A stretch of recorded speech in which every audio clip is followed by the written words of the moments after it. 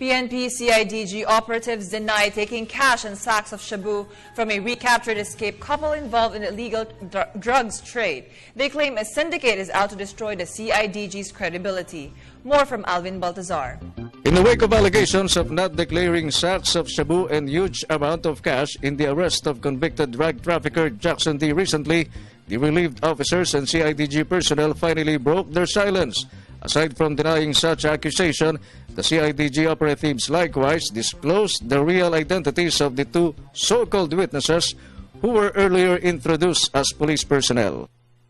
At hindi po ito police na tulad po na sinasabi ng ating buting kalihim ng Secretary of Justice at ng isang TV network na ito daw po ay police officer, kasama po siya sa police operation. Mali po yun. Espino admitted that the alleged witnesses whom they identified as Roy Miralles, security guard of the subdivision, and the gardener identified as Dino were used by them as informants purposely to just identify the identity of their target. Other operatives likewise stated that during the operation, the alleged witnesses were not inside the hideout of Jackson D, making them puzzled on where the two have gotten such kind of allegation. Yung gwardiya, nasa guard post siya. Paano siya magkano? May pulis din ako doon na malapit sa guard house. Nakikita yung dalawang gwardiya na yan. Malayo pa yung bahay. Yung hardinero, nasaan? Nandun siya sa kubo niya. At ano sabi niya? Sir, natatakot kami. Baka kami madama. Yun ang sabi niya nung una. Pero siyempre, tatangakuan din natin.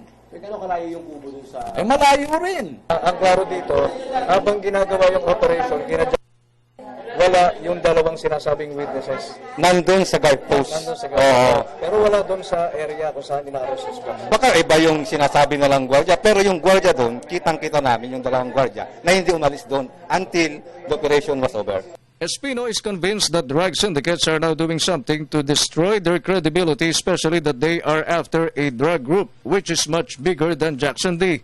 The official also was open enough to express his dismay to Justice Secretary Leila De Lima, who should have gotten their side first.